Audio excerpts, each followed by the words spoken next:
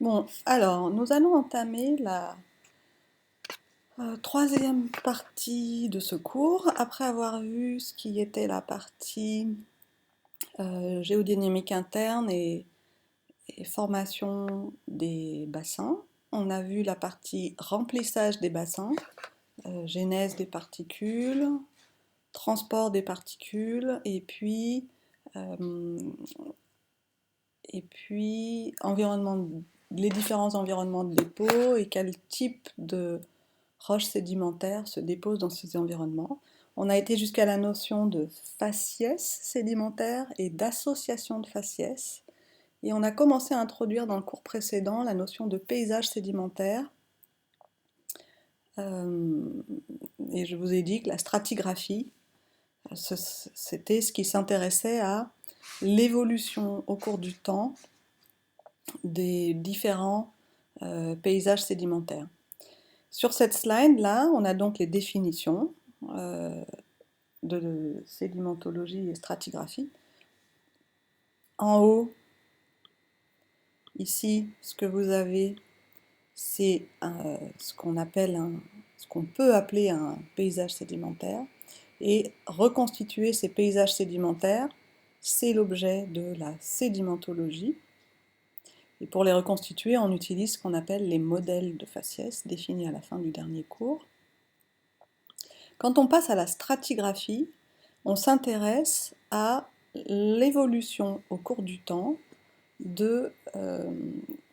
déjà l'évolution dans l'espace et dans le bassin des faciès sédimentaires que l'on essaye de traduire en termes d'évolution au cours du temps des paysages. Et quand on arrive à faire cette traduction, on rentre dans la stratigraphie dite séquentielle et on rentre dans la dimension, dans un espace à 4 dimensions puisqu'on y rajoute le temps.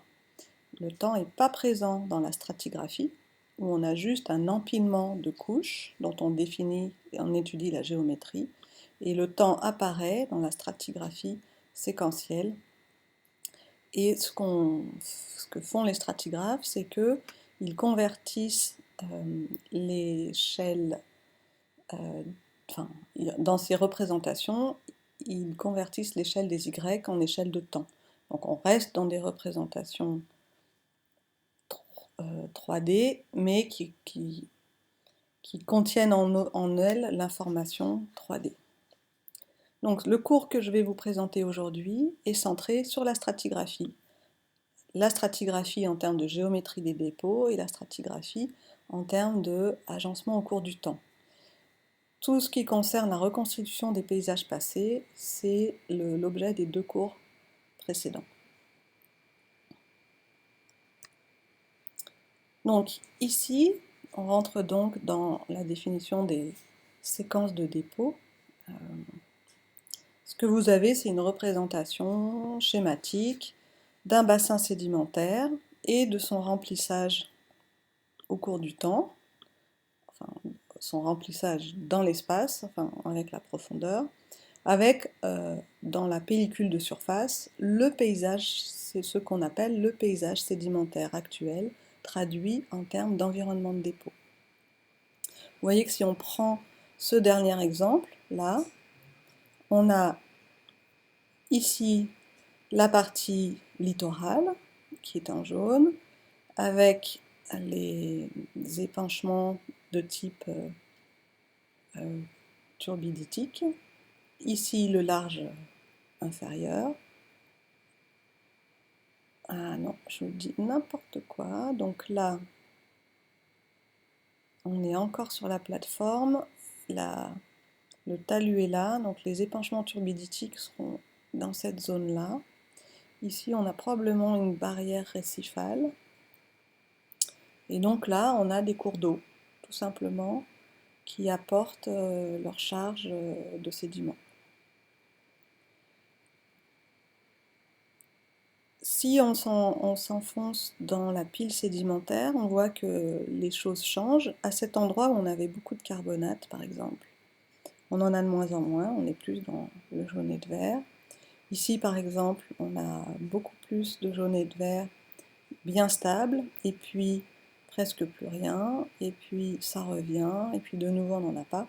Et donc l'objet de la stratigraphie, c'est d'étudier cette géométrie des dépôts et de leur donner un sens en termes d'évolution des paysages et en termes de climat et en termes de géodynamique interne. Donc là, on revient sur un schéma que je vous ai présenté dans le cours précédent, qui est une représentation schématique des paysages sédimentaires, ici sous forme de profil de dépôt.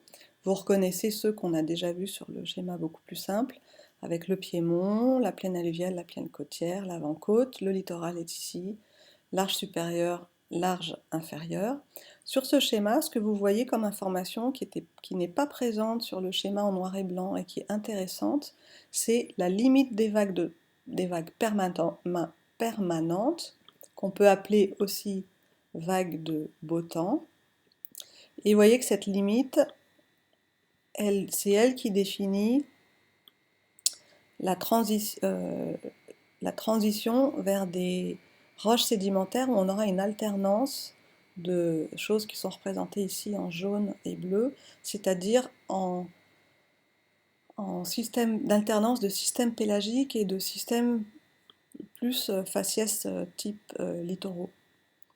Donc cette limite de vague permanente, c'est celle qui permet l'apparition des dépôts dits pélagiques qui ne se font que par décantation.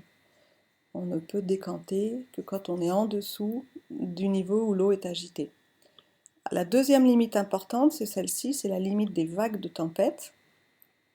Et elle, vous voyez qu'elle se situe à peu près à la fin des apports de sable issus du littoral qui sont apportés jusque-là par l'agitation des vagues de tempête. Et cette limite des vagues de tempête, elle se traduit dans le sédiment donc par la disparition des bancs gréseux, et c'est celle qui permet de délimiter le large supérieur du large inférieur. Donc voilà cette représentation. Ce qui va contrôler ces fluctuations sont liées à ce qu'on appelle des contrôles autogéniques de l'enregistrement sédimentaire. La durée de vie de ces contrôles autogéniques est faible, c'est inférieur à 10 000 ans. Et ce sont ces contrôles autogéniques à petite échelle de temps, qui contrôlent cette variation au sein d'une association de faciès.